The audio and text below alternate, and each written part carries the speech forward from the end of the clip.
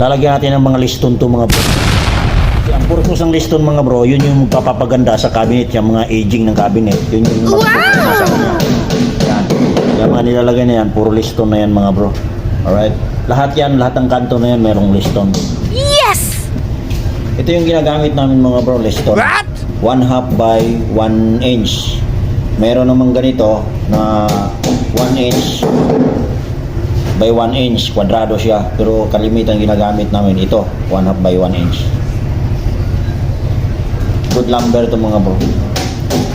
King dry kung tatawagin nila to.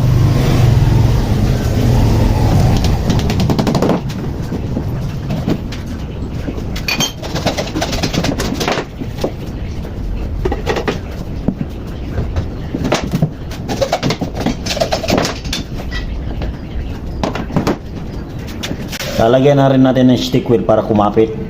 Stick wheel yung ginagamit natin dito mga bro. Di ko lang alam kung meron pang ibang panggamit nito sa mga ganitong plywood, sa mga ganitong cabinet. Pero kami, ginagamit ito. Ang ginagamit namin, stick wheel talaga.